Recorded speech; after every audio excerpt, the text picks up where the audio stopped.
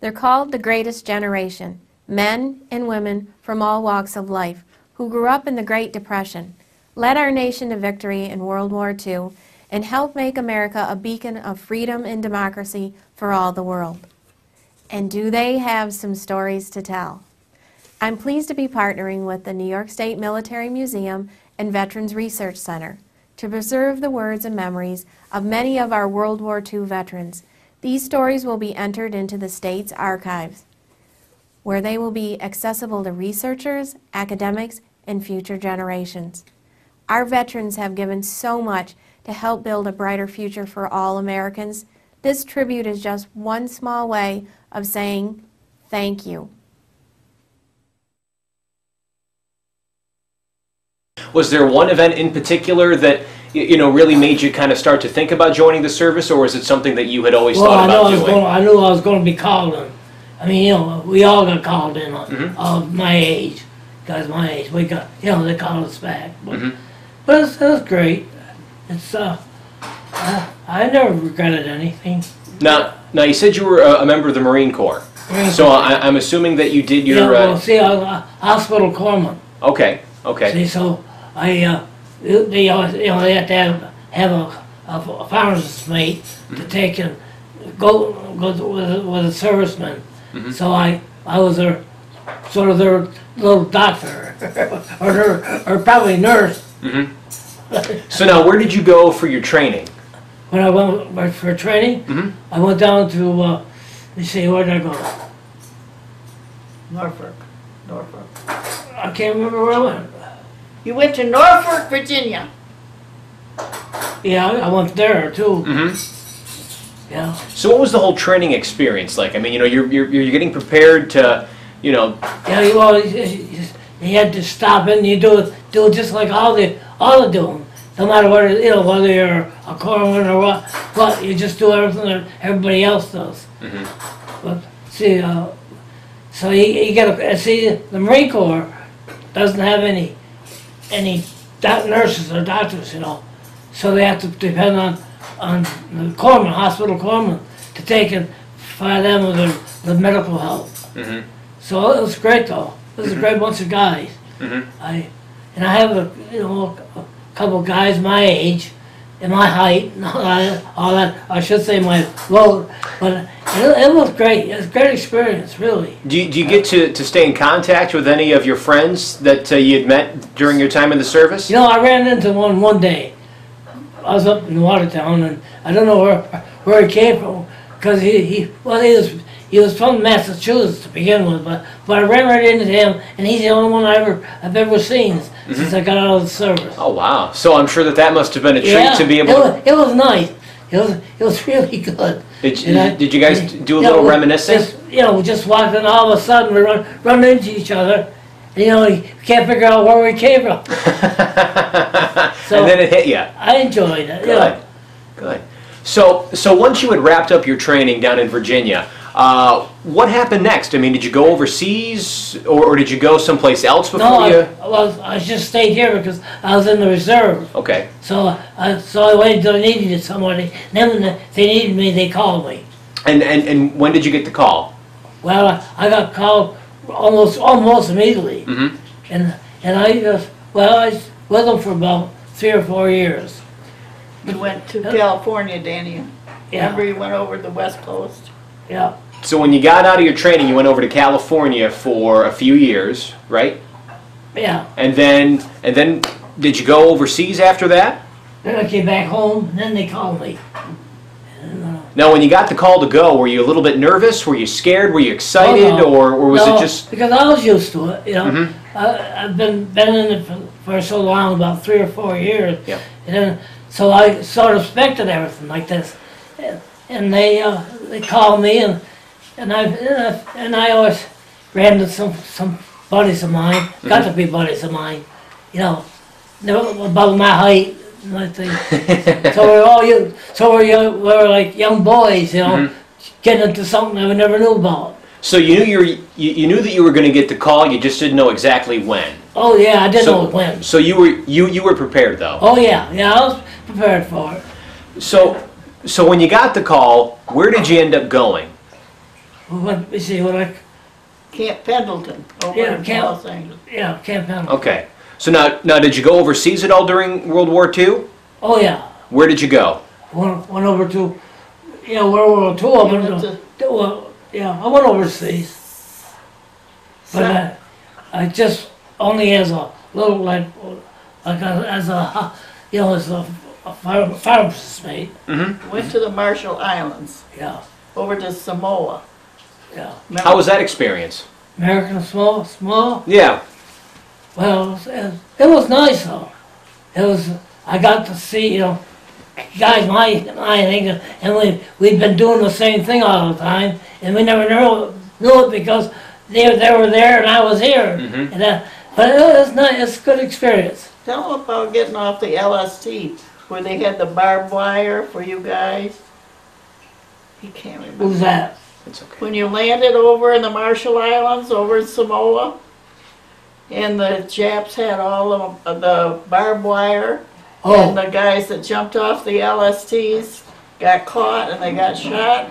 But he was so small that he got in between the barbed Well, wire. I guess not being tall Yeah. was a good thing. yeah, And he got ashore. and when I jumped out of the boat, I jumped right into a little thing that came from a bomb, you know, jumped in this hole. I dropped right down, and this kid right behind me picked me right up. Said, "You better go with us instead of down here." So, but you know, the corpsmen are all by themselves, really. The one thing in the Navy is the corpsmen are your own boss, really. And you do what you can do and what you're basically trying up to do. Yeah. You know, I wasn't a doctor or anything like that, but they treat you like you were, you know. You were just one of them. Now, how long did you spend over in Samoa? Small? How long was it in He was America? overseas 4 years. So you were over there Yeah. for 4 years total. Yeah. Now, did you spend that total 4 years in Samoa, or did you leave there and go someplace else? Different places. Okay, so where did you go? Well, we went most all the places are in the Pacific. You know. So and it was all right, but when the time came, they got you out. It's just like everything else. When they don't need you anymore, you just leave. What do you remember most about your time overseas during World War II? I mean, is there one memory that sticks out, or one story that sticks out that you'll? No, it really doesn't, because you never think about it. You know what I mean? It just comes. Yep. When it comes, you're ready for it, because you always knew it was going to come one time or another. But it was a good experience. You know, I don't regret anything that happened. You know, but I'm little. See? I was small. I'm small, really. I'm only 5'4", and I probably weighed at the time. I probably weighed about maybe 140 pounds or something like that. That's about all. And So if you had to go back and do it again, would you do it? oh yeah. I think it taught me a lot, really. Taught me the guys taught me how to get along with some people, and boy, they watched you though. Boy, I'll tell you, you never went any place by yourself. There was always somebody went with you. And boy, and they wouldn't let anybody do anything to interfere, you know. If you did that, they'd say, "Hey, well, Tell we'll the take care." gentleman how you got your medal. Yeah, because you've got some medals behind you here, don't you? I got all those. Yeah, those are mine. Tell Okay. them how you got your star. Yeah, if you could, that would be terrific. If you could tell the story about how you got some of your medals, that would be wonderful. Well, I really don't know how you do it. They just, it's like everything else. If you think you're with a lot of white guys, and all of a sudden they see you and pick you, and you get all the attention, and they never get it because nobody wants, but they want you. Danny, tell him how you rescued the guy. That's how you got your medal. You rescued somebody. Yeah, I would love to hear that story. The guy was, you were going ashore, and the guy couldn't make it. You went over and pulled him out of danger. Oh, I don't know. Well, that was all over with, but we, Well, tell the gentleman here. How Yeah. How did you? What led up to you rescuing that individual? see, as a corpsman, you're not really assigned to any particular thing. You're on your own, and so when you see something, you do it. And always, with us, and I think this is true. I see a guy do everything that I've done that never even got a look, but because being a corpsman, I got the look, and I got the credit for all this stuff, and it really wasn't mine. I had friends of mine that got short-handed, really. Danny, tell him about how you got the rescue of the man. Yeah. So your fellow corpsman, Yeah, so your corpsman was in danger, and you rescued him, right? I don't know if it were a corpsman, but it was a member of the Marines. No, it must have been somebody that was, I don't know. Hi, Linda. I don't remember which. Remember, he was stranded, and you were small, so you crawled over and pulled him out of the danger of the Japs that were up in the trees. Yeah. Remember when you landed, there were all the Japs in the trees and everything shooting at you. Oh, yeah, but I don't know. I don't know what you're talking about. I don't know. But you rescued your friend from enemy fire, though. Well, yeah, I was with my friends. And that's how you got one of your medals.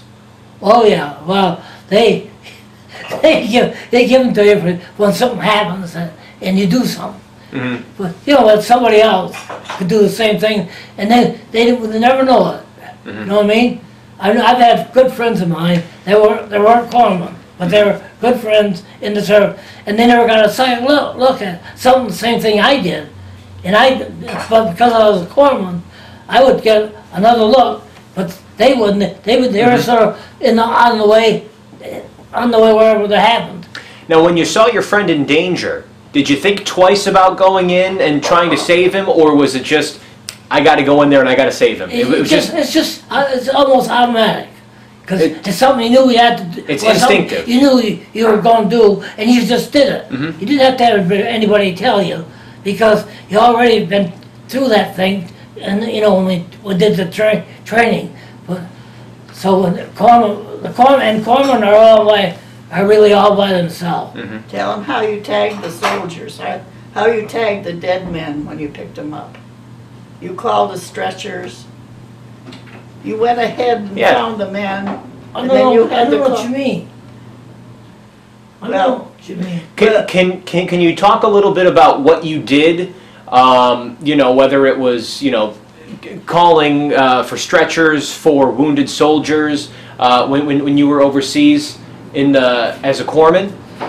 Yeah, I was a corpsman. Well, yeah, what I did, I was a corpsman, and we just went along with them because you were basically their little doctor to begin with, and so you went along with them, and you knew what you were supposed to do, and they knew what you were supposed to do, and so between you and them and me, we could get things done that we had to get done. So you were taking care of a lot of wounded soldiers then when you were overseas? No, not really. The Marines, I didn't have very many Marines got hurt, really. The Marine, they really took care of themselves. Danny, tell them how you tagged the men so they could be brought in. What? I don't know what you Tell mean. them how you tagged the men that were laying down that were hurt. He put tags on their toes. So they could get brought back home? If somebody got hurt, what you do is you tag them. You put a thing on them, and then somebody came with you afterwards. Maybe some other corpsman would when they came over to pick him up, they knew exactly what was wrong with him and what you did. that's what we were told. We weren't told to do anything special. Just do that thing and then go on and take care of the other people. Tell them what you had to do, though. You had to do what to the dying men, the hurt, injured. You had to give them what? What? He had to give them morphine. You gave them a shot.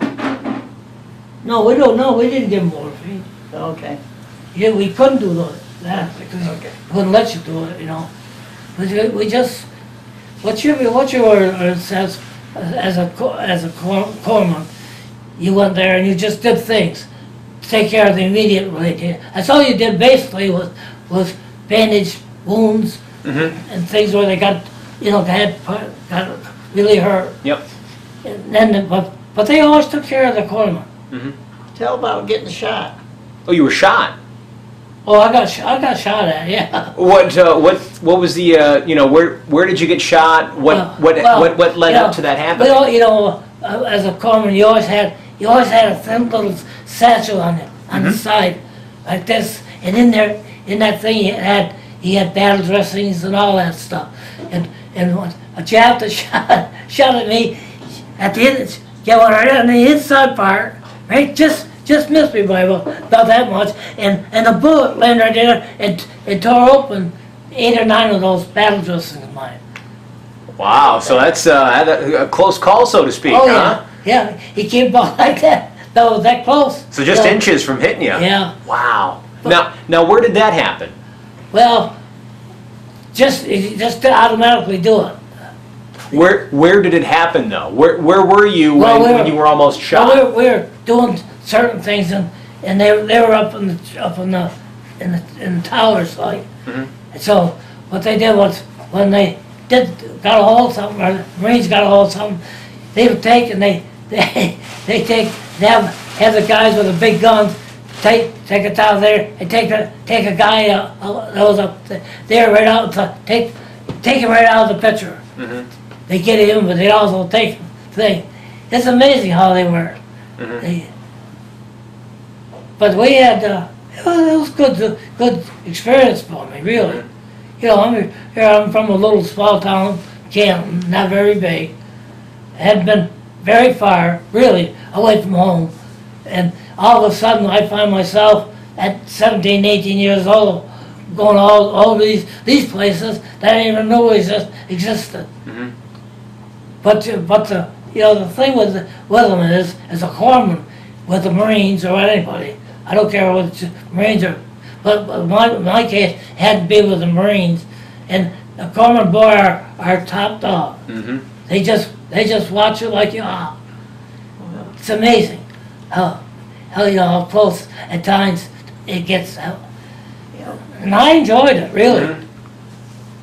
If I had to do it again, I would do it. Wouldn't think twice. No, it wouldn't bother. I wouldn't give another thought. Somebody said to me one time, "Hey, what do you do?" I said, "I just do what I'm told." I said, "I know what I have to do, and I do it." And I said, "There's no lieutenant or anybody that really gets on your back. He knows what you're supposed to do. You know what he's supposed to do." So you were certainly a dedicated member of the Marines, and very brave for rescuing your friend when he was under enemy fire. I might just about been a Marine, registered Marine, but I was a corpsman. That was a difference. And they never carried a gun. Oh yeah, we carried a gun. Oh, did you? I thought you didn't carry a gun. No, we carried. Never fired a gun. Not once did I ever fire a gun. I said, they ever asked me, I said, I would never know how to do it. So when you were finally able to come back home, when the war was over, what was it like coming home from the chaos of a war to back home and starting the rest of your life now? What was that experience like? Well, when I came back and here all of a sudden all this stuff that I was used to doing, is gone. You're on your own. Now you're making your own decisions. You're doing your own thing, and only the things that you want to do, and you're not having anybody on your back all the time. I always liked it. So I never regret having that experience. So when you got back home, what did you do after that? Did you, continue your career, in the service, or did you? No, when I got back home, that was over with. That's all. I was right back home where I normally would have been anyway, and that was it. That fell right in my life. So what did you do professionally? Did you stay in the service, or did you pursue a different career? No, I went and I taught in school, What'd you teach?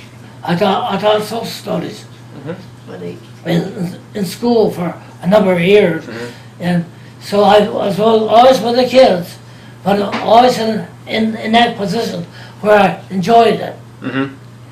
So I'm sure whenever World War II popped up in the history book, I'm sure that you were pretty good authority on. Oh yeah, well yeah.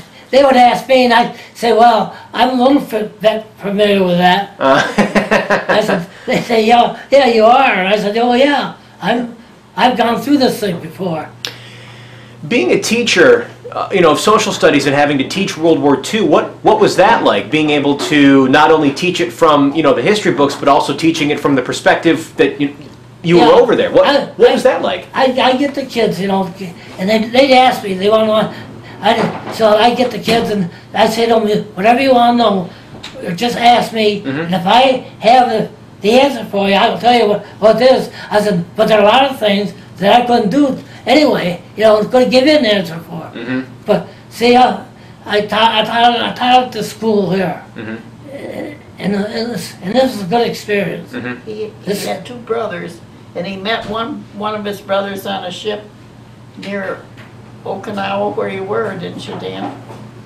Bob, he was on a ship over there in the Pacific. Yeah, well, he was right next door, right next to me. When he got over there, he was in this ship, and I was in this one. Oh wow! And I didn't get to see him though, because I didn't know it, but he was that close. Now, one of your pictures on your wall here, it's got a picture of the American flag being raised. Oh, there. Yep. Can you talk a little bit about that experience, and could be because of you were saying earlier that you were over there. That's so. I know it came about because we got in a place in the Japs where that's when we were fighting the Japanese. So we got to call them and we took something. Hey, we said we won't need your flag up there. We'll put our own up there. And if you don't want it, if you want this fight, you can have it. But we're going to put ours up. Ours is going to stay there because that's where it belongs. Tell them about your lieutenant. The lieutenant that wanted the flag. Yeah. Remember, they took the small flag down. Yeah. Who? To put the big flag up. Yeah. And the lieutenant says they were going to do it. The lieutenant says, "No, I'll take that and put it in my pocket." Yeah. And I said, somebody said, no, you won't. You'll leave it up here where it belongs. I said, but being a corpsman is another thing in being in the service. It's not exactly the same thing for everybody like that. When you're a corpsman, especially if you're a corpsman like I was, a pharmacist mate, you could do a lot of things. Well, and they let you do them, and a lot of the things you had to do, you made up your mind. They didn't make it up for you. You knew what you had to do, and had to be done, and you did it. And then when it's over, that was it. If you had to leave one lasting message about World War II, what would it be? I really don't know. See, everything went by so fast for you, it went so quick so many times that, good many times you didn't know really what you were doing. And that's okay with me because I was 18 years old. I wasn't very old, but I was 18 years old, and I was small. I was like I suppose like a kid, just being with like a brother, But it was a great experience for me. I think. I think being in the service and being a fireman's mate and all that stuff was a great experience for me.